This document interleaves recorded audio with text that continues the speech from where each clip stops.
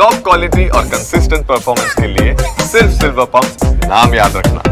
અમદાવાદમાં ખોટી રીતે ટીડીએસ અને કર માફીના લાભ મામલે આઈટીએ સપાટો બોલાવી દીધો। ગુજરાત સહિત દેશભરમાં 150થી વધુ સ્થળો પર આઈટીના દરોડા ચાલી રહ્યા છે। ગુજરાતમાં અમદાવાદ સહિત 15 સ્થળોએ આઈટીના દરોડા છે। અમદાવાદ ઉપરાંત સુરત, અંકલેશ્વર, વાપી, પાટણ અને ભરૂચમાં દરોડાની કાર્યવાહી ચાલી રહી છે।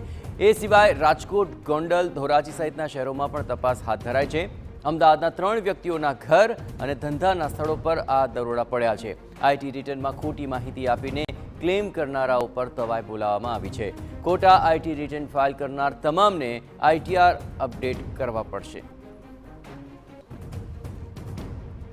તો આઈટીની આ સૌથી મોટી કાર્યવાહી અત્યારે ગુજરાતભરની અંદર ચાલી રહી છે અને અમદાવાદ સહિત 15 જેટલા સ્થળો પર આ આઈટીના દરોડાની કાર્યવાહી ચાલી છે। અમદાવાદના 3 વ્યક્તિઓના ઘર અને ધંધાના સ્થળો પર એકસાથે આ કાર્યવાહી હાથ ધરવામાં આવી રહી છે। જેમણે ખોટા આઈટી રિટર્ન ફાઇલ કર્યા છે તેને લઈને તેઓ શંકાના ઘેરામાં છે અને કર માફીના લાભ મામલે આઈટીએ આ સપાટો બોલાવ્યો છે।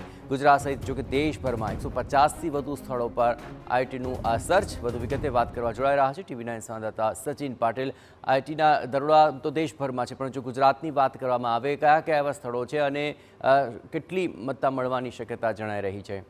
સચિન, જયેશ, જે આઈટીઆર છે, આઈટીઆર ફાઇલ કરવામાં જે ગડબડી કરવાની વાત હતી અને એના આધારે આઈટી વિભાગ દ્વારા દેશવ્યાપી જે દરોડાની કાર્યવાહી છે કરવામાં આવી હતી, જેમાં અમદાવાદમાં પણ અને અમદાવાદ સહિત મોરબી તેમજ અન્ય જે જિલ્લાઓ છે રાજકોટ, સુરત સહિતના, ત્યારે કુલ 15 સ્થળોએ આ દરોડાની કાર્યવાહી કરવામાં આવી છે અને એમાં અમદાવાદમાં તેમજ અન્ય જે જિલ્લાઓ છે ત્યાં પણ જે કરદાતાઓ છે જેમણે પોતાના આઈટી રિટર્ન ખોટી રીતે ફાઇલ કર્યા છે, ત્યારે એ આઈટી રિટર્ન ખોટી રીતે ફાઇલ કરનારાઓને તાકીદ પણ કરવામાં આવી છે કે રિવાઇઝ આઈટીઆર ફાઇલ કરે અને જે ગેરરીતિ છે એ ગેરરીતિને લઈને પણ આ બાબત આઈટી વિભાગના ધ્યાનમાં આવી છે। એટલે એક નજર છે આઈટી વિભાગની કે જે ખોટી રીતે આઈટીઆર ફાઇલ કરતા હશે તો એમને હવે એ બાબત હવે નહીં ચાલે। એટલે જે યોગ્ય હશે અને જે પ્રોપર હશે એ જ પ્રકારે જે છે તમારે આઈટી રિટર્ન ફાઇલ કરવું જોઈએ ને એના માટેની જ આ કાર્યવાહી છે અને દેશવ્યાપી એક પ્રકારે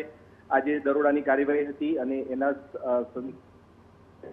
ગુજરાતમાં આ કાર્યવાહી થઈ છે ત્યારે તમામ કરદાતાઓને આ પ્રકારની સૂચના આપવામાં આવી છે। આભાર સચિન, તમામ ગતિવિધિઓ પર આપ નજર રાખતા રહેજો। જોવાનું છે કે આઈટીનું આ જે સપાટો છે ન માત્ર ગુજરાત પણ દેશભરમાં 150થી વધુ સ્થળો પર કાર્યવાહી ચાલી રહી છે। જોવાનું રહેશે કે તેમાં કેટલી ગફલત ખુલે છે।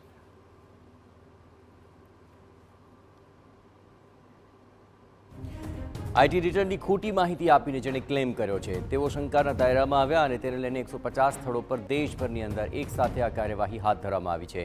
ગુજરાતમાં પણ અમદાવાદ સહિત 15 જેટલા સ્થળો પર આ કાર્યવાહી ચાલી રહી છે અને અમદાવાદના 3 વ્યક્તિઓના ઘર અને ઓફિસ બંને ઠેકાણાઓ પર આ આઈટીનું સર્ચ શરૂ કરવામાં આવ્યું છે। આઈટી રિટર્નમાં ખોટી માહિતીને લઈને ક્લેમ જેણે કર્યો છે તેને લઈને આ તવાઈ બોલાવવામાં આવી। ખોટા રિટર્ન ફાઇલ કરનાર તમામને આઈટીઆર અપડેટ કરવા આદેશ કરાયો છે।